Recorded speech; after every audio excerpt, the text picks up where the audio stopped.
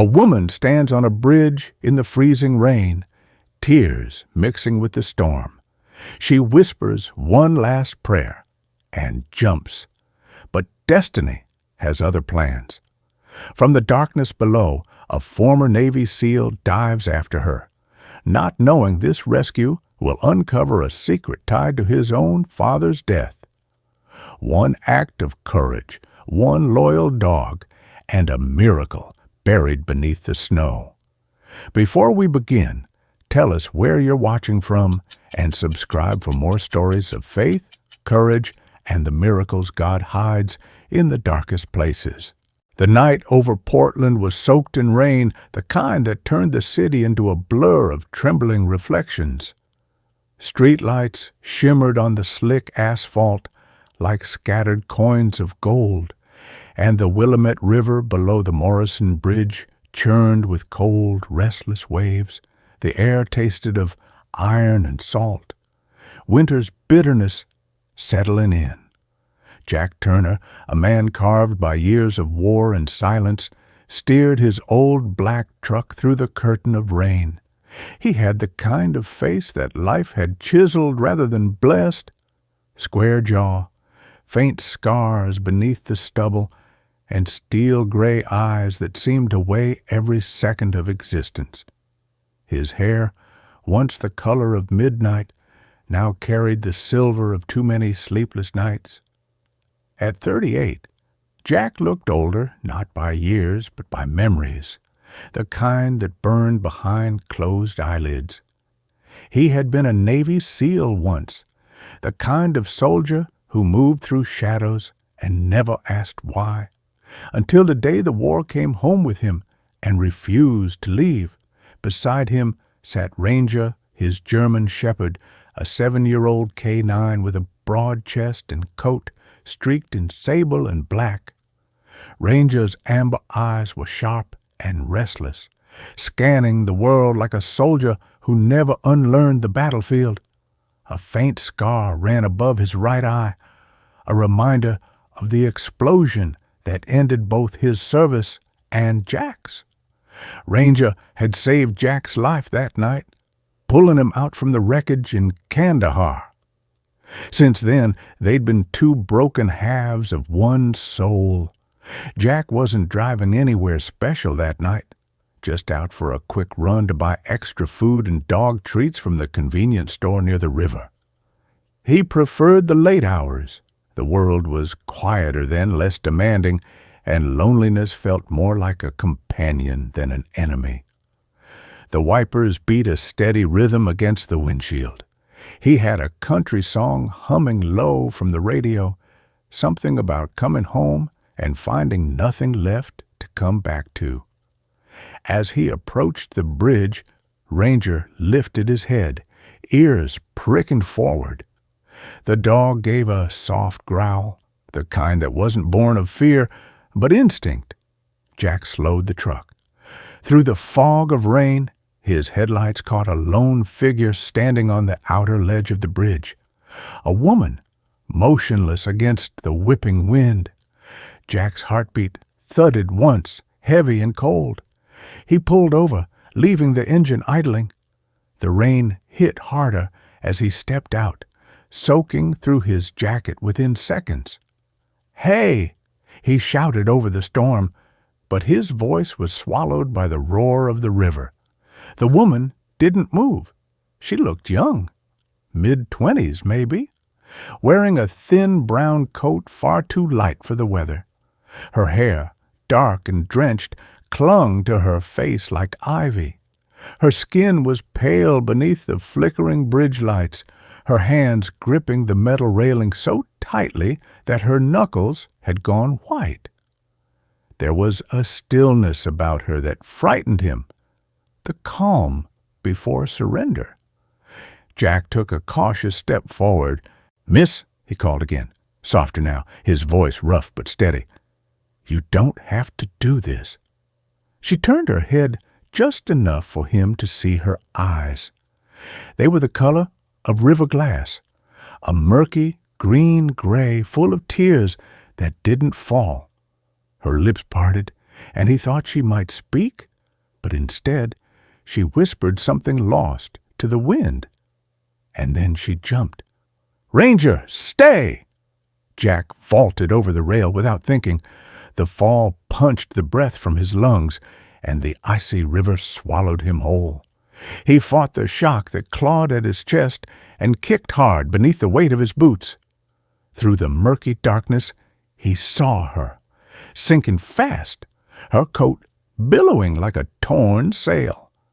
He caught her wrist and pulled her close, her body limp in his arms. The current dragged at them both, angry and cold, but Jack had fought worse tides. He kicked upward, gasping as they broke the surface. "Hold on!" he shouted, though she couldn't hear. Above them, Ranger barked wildly, his silhouette pacing along the railing. Then came a metallic sound, the click of a release. A rescue rope snapped down from the truck, tied to the towing hook. Jack grabbed it with one hand, locking his arm around the woman's waist with the other. Inch by inch, Ranger's training kicked in. He pulled the rope taut, bracing it with his teeth and body, giving Jack the leverage to haul them closer to shore. By the time Jack dragged the woman onto the muddy bank, his muscles screamed and his fingers were numb. He laid her down gently, brushing wet strands of hair from her face. Her skin was ice. He pressed 2 fingers to her throat. Faint pulse. Good. Then he tilted her head back and began CPR. "Come on, breathe," he muttered between compressions. "Don't you quit on me." The rain beat down in sheets, washing away the blood from a cut on his forehead. Ranger sat beside him, whining low, eyes locked on the woman, as if he, too, refused to give up. After what felt like an eternity, she gasped, a sharp, broken sound, and coughed out river water. Jack turned her onto her side, steadying her shaking shoulders. Her breathing was ragged, but she was alive. When her eyes fluttered open, confusion and exhaustion filled them. Jack draped his soaked jacket over her. "You're safe," he said, his voice soft now. She stared at him for a long time, as if trying to understand why a stranger would dive into a freezing river for her. Why did you do that?" she whispered, her voice hoarse, trembling. Jack looked away toward the water, rain still pelting his face. "Because no one did when my father needed saving." Her gaze faltered, eyes glistening under the dim glow of the bridge lights. For the first time, she seemed to truly see him, not just a rescuer, but a man haunted by ghosts she somehow recognized. He helped her stand, though her legs buckled beneath her. "There's a cabin not far," he said. "We'll get you warm." She hesitated but didn't resist when he guided her toward the truck. Ranger walked beside them, his tail low, keeping close to her side, as though sensing how fragile she was. Inside the cab, the heater hummed weakly. The woman shivered beneath his jacket, staring at her wet hands. "I didn't want to die," she murmured finally, voice barely audible. "I just didn't know how to live anymore." Jack didn't reply. He started the truck, headlights cutting through the rain. As they drove into the darkness, Ranger rested his head on her knees. For the first time in a long while, Jack felt something stir. Not hope, exactly, but its faint shadow. The storm began to ease, and through the windshield, the first gray hint of dawn bled into the horizon. The cabin stood at the edge of the pine woods, half hidden by fog that rolled in from the river. By the time Jack pulled his truck into the gravel drive, dawn had already broken, a pale, reluctant light filtering through the rain-streaked windows. Inside, the air smelled of cedar and smoke. He helped the woman inside, draping a blanket over her trembling shoulders before kneeling near the fireplace to coax the embers alive. Ranger circled once, shook the water from his coat, then lay close to the fire, eyes half-lidded but alert as always. The woman's face was colorless, lips pale and eyes unfocused. She looked fragile in a way that didn't come from sickness, but from life itself. Jack poured hot water into a mug, stirring a packet of instant coffee. "Drink this," he said, his voice deep but measured, the tone of someone used to command but trying not to frighten. She took the cup with both hands, her fingers trembling. "Thank you," she murmured. Her voice was quiet, hoarse, but carried a warmth that didn't match her lifeless appearance. "I'm Jack," he said, sitting across from her, "and that's Ranger." Her eyes shifted toward the dog, and for the first time since he'd seen her, something resembling softness crossed her face. "He's beautiful," she whispered. "Yeah," Jack said, "and smarter than most people I've met." That drew a faint, exhausted smile from her. After a long silence, she said, "I'm Anna." Her fingers tightened around the mug. "Anna Miller." Jack nodded slowly. "You live around here?" She hesitated. "I used to," she said. "Nowhere in particular anymore." Her eyes flickered toward the fire, and he noticed the faint bruise on her wrist, the kind that came not from accidents but from someone's grip. Jack didn't ask. He'd learned long ago that silence could be the gentlest form of mercy. The minutes stretched, filled with the soft crackle of burning wood. Finally, Anna broke the silence again. "You're military," she said, not as a question, but as a quiet realization. Jack looked up. "Used to be," he replied. "I knew it the moment you spoke," she continued. "The way you stand, the way you look at things. You don't see the world the way ordinary people do." Jack didn't answer. The truth was, she was right. The world to him was still a battlefield, only now the enemies were invisible. Memories, guilt, and time. Anna placed the mug down. "My father used to say soldiers carry two hearts, one for the war and one for what's left after it. The second one always bleeds slower." Jack's jaw tightened. "Your father sounds like a man who's seen some things." She gave a sad, brittle laugh. "He saw too much. He played cards with the wrong people, lost everything. Then one night, they came for him." Her words caught in her throat. "He begged them to leave me out of it. They didn't listen." Jack leaned forward slightly, his voice steady. "Who were they? Gamblers, loan sharks, the kind of men who dress nice but rot on the inside?" She looked up, eyes glinting in the firelight. "They killed him for a debt smaller than the ring on your finger." Jack looked down at his calloused hands. There was no ring, only a faint line where one had been years ago. His throat tightened, but he said nothing. Anna continued almost in a whisper. "After that, I stopped believing there was any good left in people. I worked where I could, cleaning diners, taking care of old houses. But every face started to look the same, cold, hungry, waiting for something to break me again."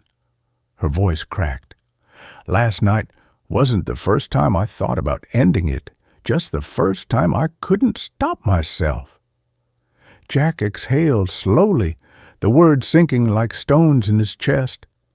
"You made it through," he said finally. "That's what matters." Anna met his gaze. "Why do you care?" Jack's eyes flickered toward the fire, its orange glow mirrored in the scar running down his temple. "Because someone should have cared when my father was dying." Ranger's ears twitched at the word father, and he lifted his head as if sensing the shift in the room's weight. Jack stood, pacing to the window. The rain had stopped, leaving the forest dripping and silver.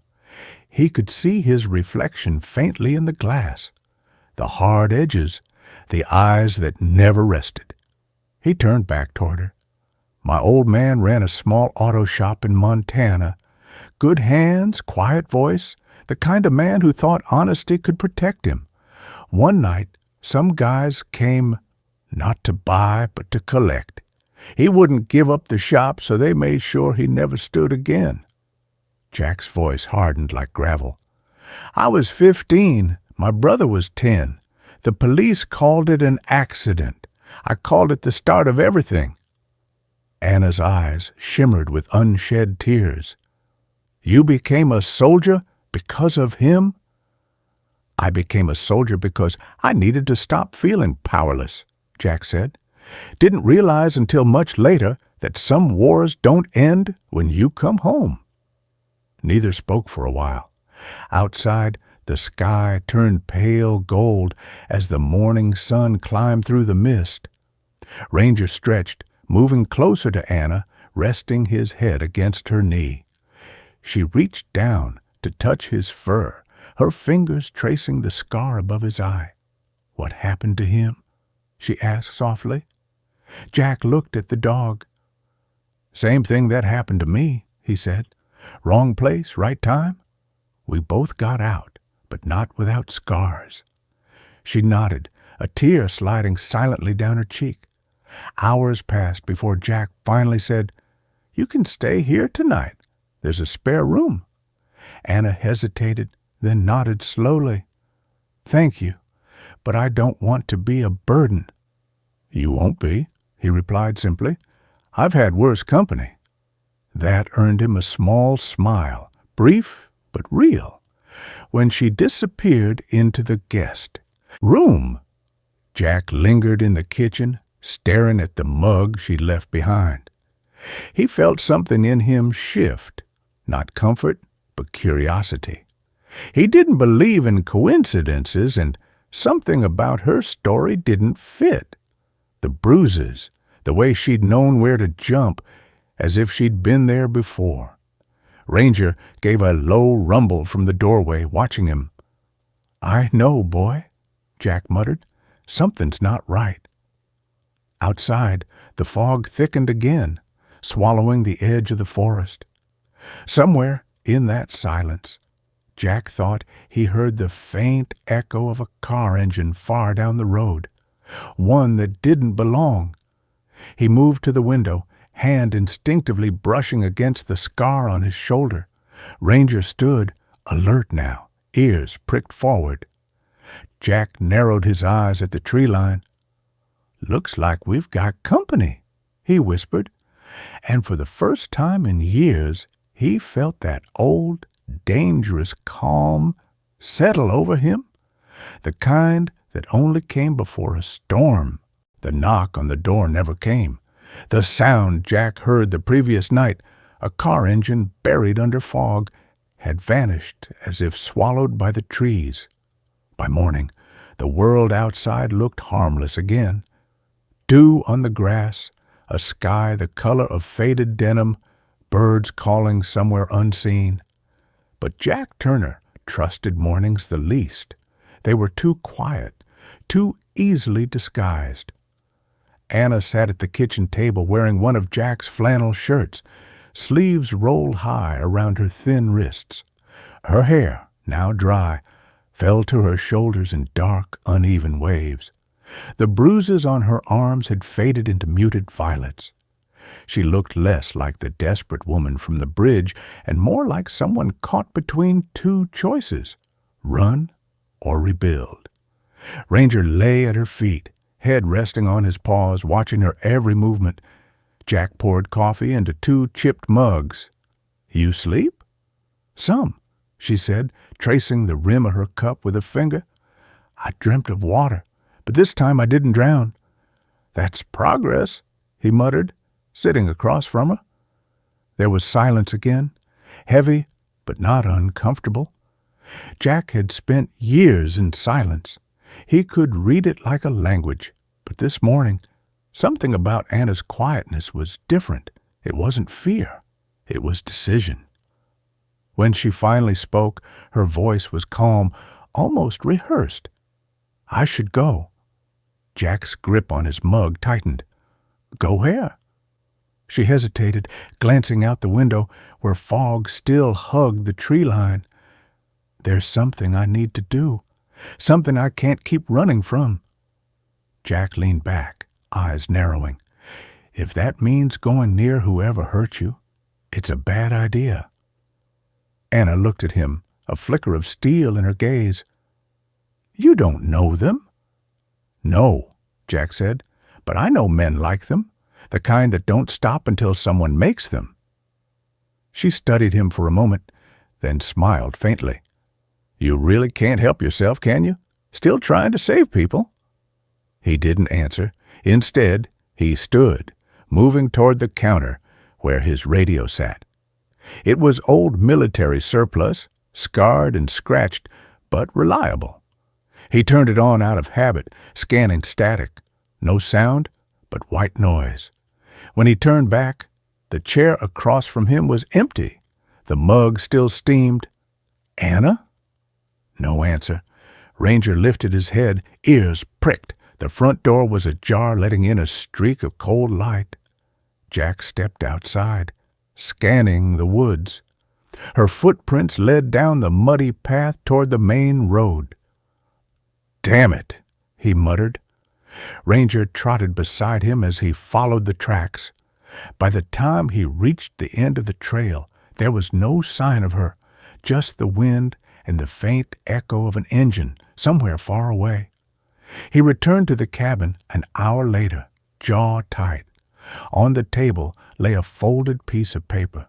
He opened it slowly. "You saved me. I hope one day you'll fight for justice. There are still many who suffer out there."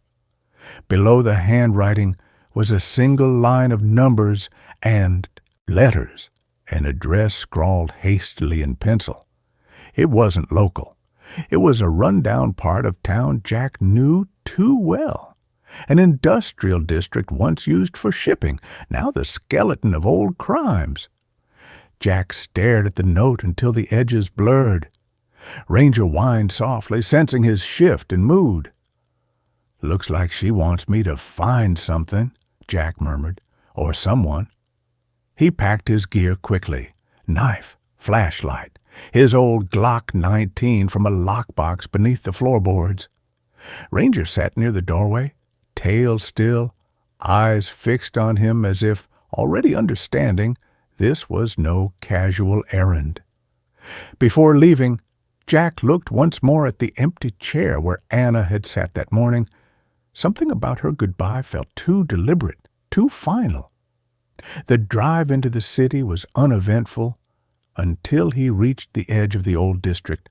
The streets were narrow, slick with oil and rainwater. Rusted signs hung over shuttered warehouses. The address from the note led him to a building with broken windows and graffiti bleeding across its walls. Jack killed the engine. "Stay sharp," he said.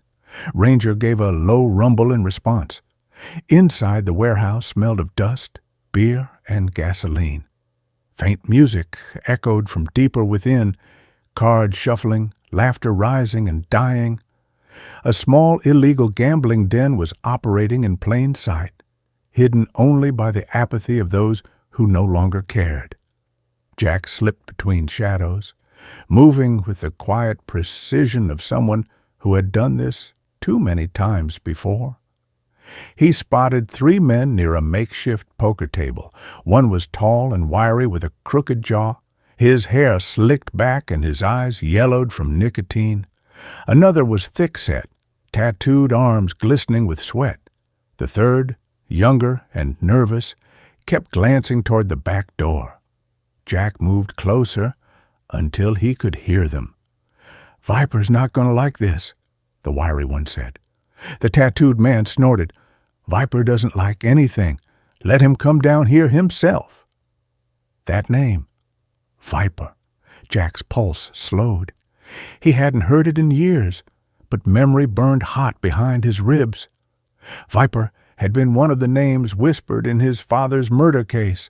Untraceable, untouchable. He signaled Ranger with a hand motion. The dog lowered his head and slipped into the shadows. Jack waited until the young man moved toward the door, then grabbed him by the collar, dragging him silently into the dark. A muffled yelp, then a thud. Jack pressed the Glock to his neck. "Where's Viper?" The man froze, trembling. I don't know. He runs things from the docks. We just handle the tables." Jack's voice dropped an octave. "You're lying." "I swear, man. He's got a base out east, abandoned freight yard near Harbor 9. That's all I know." Jack hit him once, hard enough to drop him, but not break him. Then he slipped back into the light. The other two gamblers looked up just in time to see Ranger emerge from the shadows, teeth bared, eyes burning gold. Chaos erupted, chairs crashing, a gun half drawn before Jack's fist met the man's jaw. Minutes later, the room was silent again. The smell of fear hung thick. Jack stood over the unconscious men, breathing hard. He pocketed a wallet from the wiry one. Inside was a photo, blurred and torn, of a girl with dark hair. The name scribbled on the back made his blood freeze. Anna Miller. He stared at it for a long moment. Ranger whined softly, breaking the silence. Jack whispered, "What the hell were you mixed up in, Anna?" He looked around once more and spotted a door at the back of the warehouse, steel, half open, leading to a stairwell that sank into darkness. From below came a faint hum, like generators or machinery still running. Jack tightened his grip on the gun. "Let's see what she wanted us to find," he said. Ranger's ears flattened as they descended the stairs. The light flickered out, leaving only shadows and the echo of dripping water. Somewhere beneath the building, a voice began to laugh, low, mocking, and far too familiar.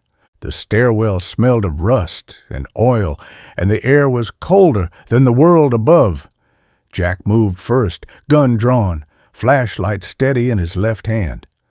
Ranger followed close behind, his paws soundless on the concrete, breath misting in the faint light. The deeper they descended, the more the walls closed in, damp concrete streaked with old fingerprints and graffiti as half buried by grime. Somewhere ahead, water dripped steadily, echoing like a clock. At the bottom of the stairs lay a long corridor lit by flickering fluorescent bulbs. The hum Jack had heard earlier was louder now. Not machinery, but generators running somewhere far off.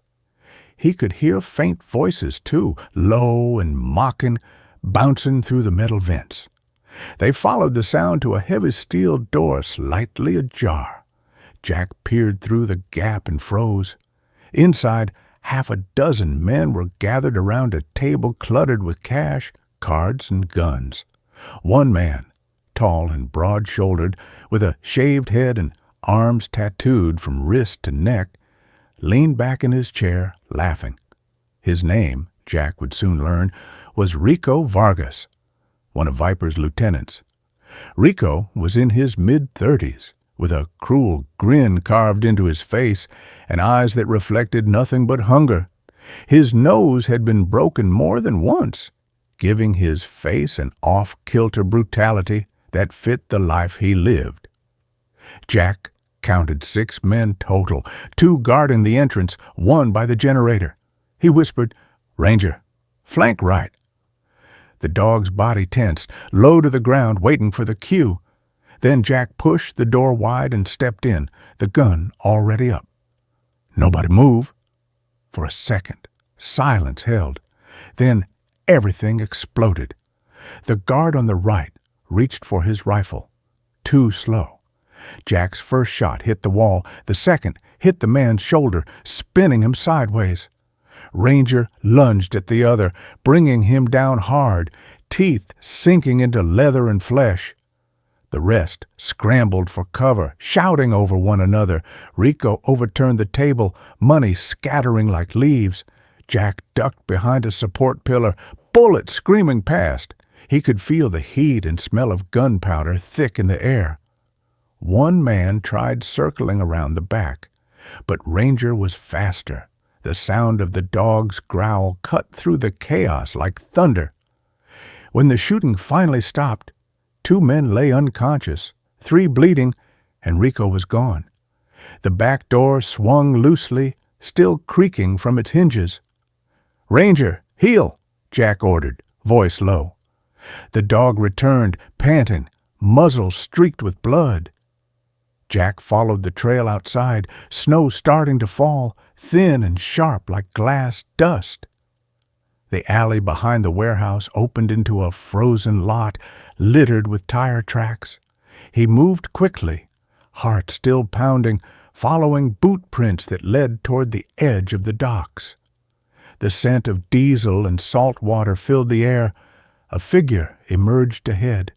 Rico, limping, clutching his arm where a bullet had grazed him. Jack closed the distance fast, gun raised. "Stop!" Rico turned, grinning through bloodied teeth. "You're a long way from your wars, soldier." Jack's jaw clenched. "You're going to tell me where Viper is." Rico laughed, the sound echoing off the metal containers. "You really think you're the first to come for him? He owns this city. He owns everyone." "Not me." Rico spat on the ground. "You think you're justice? You're just another ghost looking for someone to blame." He reached for the pistol at his belt, but Jack fired first. The shot hit his thigh, dropping him to the ground. Jack moved closer, pressing the muzzle to Rico's forehead. "Talk." Rico's grin twisted. "You want the truth? Viper killed your old man himself. Said he begged just like you." Jack froze. The world narrowed to the sound of wind and Rico's laughter. A flash of memory hit him. His father's hands, blood, the scent of motor oil. His pulse roared in his ears. Rico's words became taunts. "He cried, you know. Begged us not to hurt the kids." The next gunshot was deafening. Rico's body went still, eyes open to the falling snow. Jack stood there for a long time, chest heaving until Ranger nudged his leg. The dog's fur bristled. He was staring toward the end of the dock, ears raised. Jack followed his gaze. Headlights. A van screeched to a stop, doors sliding open. 3 men poured out, all armed. One shouted, "He's here!" Jack dove for cover behind a crate. Bullets tore through the metal, sparks flying. He reloaded, cursing under his breath. "We're outnumbered, buddy." Ranger barked once, a sharp, fearless sound, before sprinting into the open. He zigzagged across the snow, drawing fire away from Jack. In that moment, Jack rose from behind the crate, firing with cold precision. 2 men fell, one screaming, the third retreating toward the van. Ranger caught him before he could climb in, dragging him down with a growl that echoed through the dockyard. When it was over, only the wind remained. The van's headlights still cut through the falling snow, painting the scene in cold gold. Jack holstered his weapon, stepping toward the van. Inside, papers were scattered across the seat, shipping manifests, coded names, and a photograph clipped to the dashboard. He reached for it. The image showed a younger version of Viper. Dark hair slicked back, snake tattoo coiling up his wrist, and beside him, Anna. His breath caught. She looked different, hardened, wary, her smile rehearsed, but it was her. The back of the photo had a date, 3 years ago. Jack felt his stomach drop. Had she been part of this all along? He turned as Ranger barked sharply. Another engine, closer this time. Headlights swept over the dock. Too many. Jack grabbed the photo, pocketed it, and signaled Ranger, "We're done here. Move!" They sprinted toward the narrow alley as gunfire erupted behind them. Jack felt a sharp sting in his side, a bullet grazing flesh. But he kept running. He stumbled through the snow until his vision blurred and the world tilted sideways. The last thing he saw was Ranger standing guard over him, growling at the shadows before everything went dark. The world returned as a blur of gray and firelight. Jack opened his eyes to the faint crackle of wood burning and the rhythmic hum of wind outside. His shoulder burned where the bullet had grazed him, wrapped tightly in clean bandages. The scent of antiseptic and pine hung in the air. He recognized the room immediately. The cabin. Somehow, he had made it back. Ranger lay beside the bed, one ear twitching, head resting on his paws. When Jack stirred, the dog lifted his head and gave a low whine, tail thumping once against the floor. "Yeah, I'm still here," Jack muttered, voice rough. From the other side of the room came a voice, soft but steady. "You almost weren't." Anna stood near the window, her face illuminated by dawn's first light. She wore a gray wool sweater, her hair tied back, eyes shadowed with exhaustion. Yet beneath it all, there was a quiet strength that hadn't been there before. "You lost a lot of blood," she said. "Ranger led me to you. If it weren't for him, you'd be another ghost in the snow." Jack sat up slowly, grimacing. "You came back." Anna gave a faint, tired smile. "Seems we both can't stay away from trouble." He studied her carefully. The image from the van, her standing beside Viper, still burned behind his eyes. "You knew him?" She looked down, fingers tightening around the mug in her hands. "I did," she said after a pause. "Years ago. My father owed him everything, money, loyalty, even his life. When my father died, I was forced to work for Viper to pay his debt. I never believed in what he did, but I had no choice." Her voice wavered. "When I saw you that night on the bridge, I wasn't just running from pain. I was running from him." Jack's jaw tightened. He wanted to be angry, but the exhaustion in her eyes killed the urge. She wasn't lying. She was just another casualty of the same disease that had haunted his life. Power built on fear.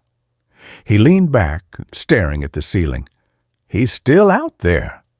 "Yes," Anna said, "and now he knows you're alive." Jack glanced at Ranger. The dog's gaze met his, alert and ready. The room filled with the kind of silence that comes before decisions too big to undo. Finally, Jack said, "Then we finish this." Anna hesitated. "You can't fight him alone." "I won't," Jack replied. "But I'll need help from someone who still remembers what it means to fight for the right reasons." He reached for the old satellite phone on the shelf. Its casing was cracked, the signal unreliable, but he knew one number by heart. He dialed and waited. After 3 rings, a voice answered, deep, gruff, with the slow drawl of someone who'd seen too much desert and too little peace. "Jack Turner, thought you were done getting shot at?" Jack almost smiled. "Ryan," he said, "I need a favor." Ryan Cole had been Jack's commanding officer years ago, a man built like a wall, 6'3", with silver hair cropped close to his scalp and a jagged scar running down his cheek. Once, he'd been the calm center of chaos. Now, he ran a small private security outfit out of Nevada, training veterans who couldn't find their way home. Ryan had the kind of presence that made rooms fall silent, not out of fear, but respect. When Jack explained the situation, Ryan's voice hardened. "Viper's still breathing? I thought that bastard vanished." "He's back," Jack said, "and he's mine." There was a pause, then the faint sound of a cigarette lighter flicking. "Send coordinates," Ryan replied. "I'll bring the fire." 2 days later, the snow stopped falling. The world outside was silent, waiting. Jack stood beside his truck at the edge of the frozen highway, loading magazines into his rifle. Anna approached, wearing a long coat and gloves too big for her hands. "So, this is it?" she asked. Jack nodded. "Stay here. When it's over, it's over." She looked as if she wanted to argue but said nothing. "Be careful," she whispered instead. Ranger jumped into the truck, tail wagging once. Jack looked back at Anna, her face pale against the morning light, then drove away without another word. The rendezvous point was an abandoned freight yard near the harbor where Viper had built his empire under the guise of a shipping company. Rusted containers towered like tombstones. Ryan was already there when Jack arrived, leaning against an armored SUV, cigarette in hand. "You look like hell," Ryan said. Jack smirked. "You should see the other guys." They went over the plan. Entry from the south wall, explosives on the fuel tanks, escape through the old tunnel beneath the storage lot. Simple, clean, suicidal. Night fell fast. The sky bruised purple as snow began again, silent and slow. Ranger crept ahead, ears forward. Through Jack's binoculars he saw the guards, 4 at the main gate, 2 on patrol, and a cluster near the warehouse office. Ryan checked his rifle. "You take the left flank, I'll clear the roof." "Copy." The first explosion came from Ryan's position, shattering the night. Alarms screamed. Jack moved through the chaos, Ranger at his heel, each shot precise, each motion efficient. They reached the main building just as the second blast tore through the fuel yard, lighting the snow in orange fire. Inside, Viper waited. He stood behind a desk of polished steel, calm amid the smoke. His black hair was slicked back, his tailored coat untouched by the grime of the world he ruled. His eyes, cold, reptilian, met Jack's with slow recognition. "Turner," he said, "I was hoping you'd crawl back." "Guess you got your wish?" Viper smiled thinly. "You could have joined me once. You had the same hate, the same hunger." "I had a father," Jack growled. "You took him." "Your father?" Viper stepped closer, laughter low and venomous. "He begged, Jack. The gunfire cut him off. Jack's bullet hit first, tearing through Viper's shoulder. The man staggered back, pulling his own pistol, firing wildly. Ranger lunged from the side, teeth finding flesh, dragging him down. The fight was fast, brutal, fists, blood, steel. In the end, Jack's hand found the trigger again, one clean shot. Viper fell, eyes wide, a dark bloom spreading across his chest. Silence followed. Jack stood there, breathing hard, staring at the man who had haunted his every shadow. Ranger limped toward him, muzzle stained, tail barely moving. Jack knelt, placing a hand on the dog's head. "It's over, buddy." Outside, Ryan's voice crackled through the comms. "Charges set. You got 2 minutes before this place turns to dust." Jack looked down at Viper's lifeless face one last time. "This is for my father." Then he turned and walked out, Ranger at his side. The explosions came in a chain, a thunderstorm of fire consuming everything behind them. When it was done, the night was quiet again. Snow drifted down over the wreckage, covering it all like a final benediction. By morning, Jack and Ryan stood at the edge of the harbor, watching smoke curl into the pale sky. Ryan clapped a hand on his shoulder. "You can rest now, brother." Jack looked toward the horizon where the sun began to rise. Ranger sat beside him, eyes on the light. "Maybe," Jack said softly, "but peace doesn't come easy." He glanced back toward the road leading home. Somewhere far away, Anna waited, the firelight of the cabin still burning against the cold. Jack took one last breath of the ocean air and whispered, "Let's go home, Ranger." And together, man and dog walked into the dawn. When the fire faded and the dawn broke, Jack understood something he never had before. That miracles aren't thunder in the sky or voices from above. They are quieter, humbler things. A dog who never leaves your side, a friend who answers a call in the dark, a stranger who reminds you that even broken hearts can still be brave.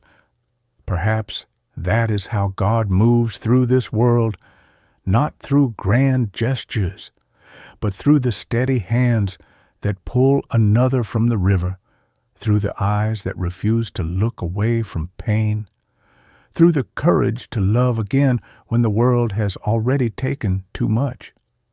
So if you're watching this now, take a moment to breathe, to look around, to see the small miracles in your own life, the ones that whisper instead of shout. And if this story touched your heart, share it. Leave a comment.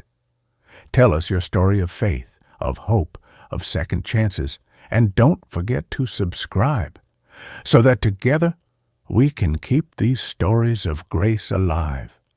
Stories where light still wins and love still saves. May God bless you, and may His quiet miracles find you, just as they found Jack and Ranger.